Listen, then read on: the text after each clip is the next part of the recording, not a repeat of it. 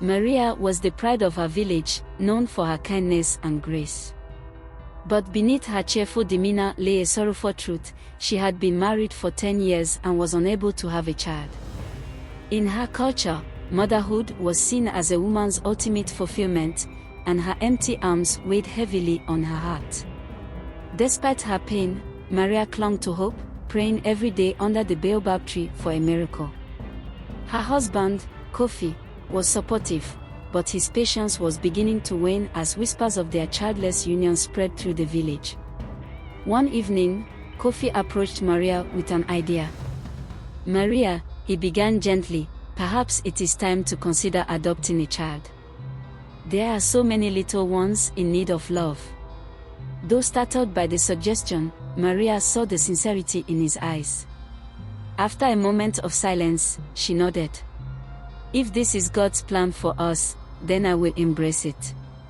Together, they made a decision that would change their lives forever. The couple visited an orphanage in a nearby town, where they met Susan, a bright-eyed, 10-year-old girl with a shy smile.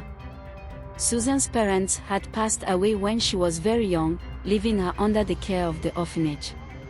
Maria felt an immediate connection with the child, and when Susan hesitantly took her hand, Maria's heart filled with warmth.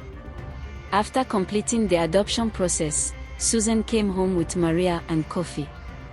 The villagers were curious but welcoming, marveling at Maria's joy. Maria treated Susan as her own, braiding her hair, teaching her how to cook, and sharing stories under the moonlit sky. For a time, their home was filled with laughter, and Maria believed her prayers had finally been answered. At first, Kofi seemed equally invested in Susan's happiness. He taught her how to fish and helped her with her studies. But as the months passed, subtle changes began to emerge. Kofi grew distant, often scolding Susan for minor mistakes. His once gentle demeanor hardened, and the warmth he had shown began to fade. Maria noticed the change and confronted him one evening. "Kofi, why are you so harsh with Susan? She's just a child." Kofi shrugged, his voice laced with frustration. "She's not my blood, Maria. It's hard to feel the same connection." Maria's heart sank. She had hoped Susan would bridge the gap in their marriage, but now it seemed to widen it further. Susan tried her best to please Kofi, but nothing she did seemed to be enough. His criticisms grew harsher, and his affection dwindled.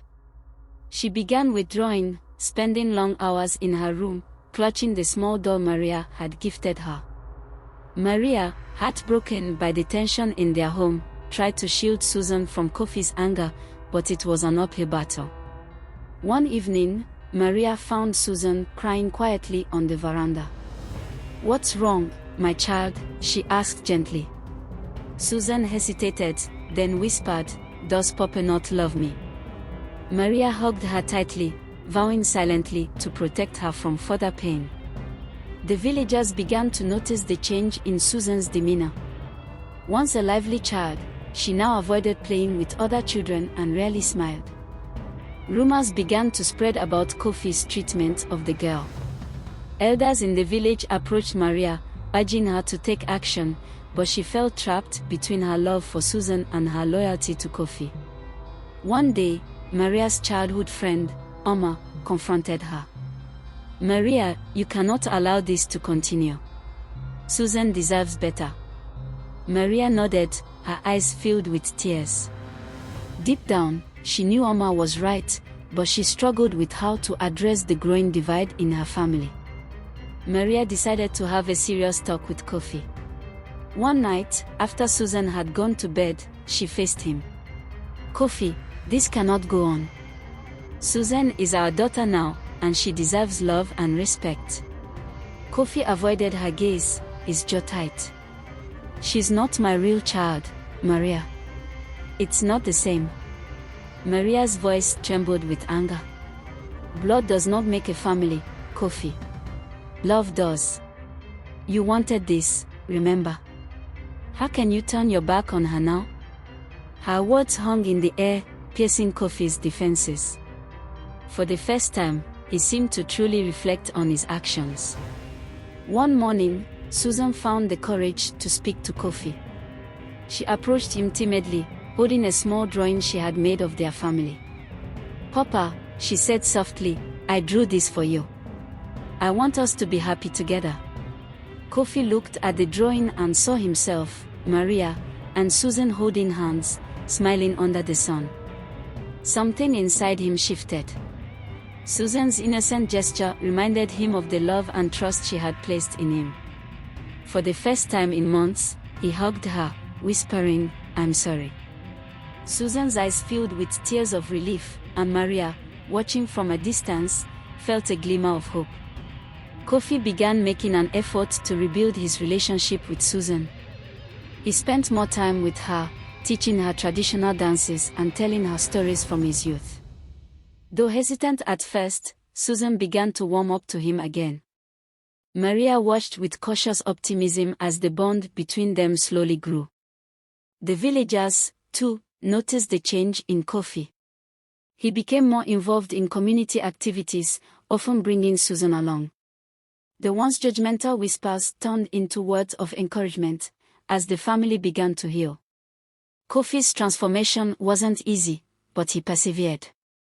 He apologized to Susan for his past behavior, explaining that he had been struggling with his own insecurities. Susan forgave him, her heart longing for the fatherly love she had craved. Maria felt her family becoming whole again. She encouraged Kofi to embrace their new dynamic and celebrated every small victory in their journey toward healing. Together, they began to rebuild the trust that had been fractured, finding strength in their shared love for Susan. Years passed, and the bond between Maria, Kofi, and Susan grew stronger. Susan blossomed into a confident and compassionate young woman, deeply loved by her parents. Maria often reflected on their journey, grateful for the lessons they had learned and the love they had found. One evening, as the family sat under the baobab tree, Kofi turned to Maria and said, "You were right. Blood doesn't make a family, love does." Maria smiled, tears glistening in her eyes.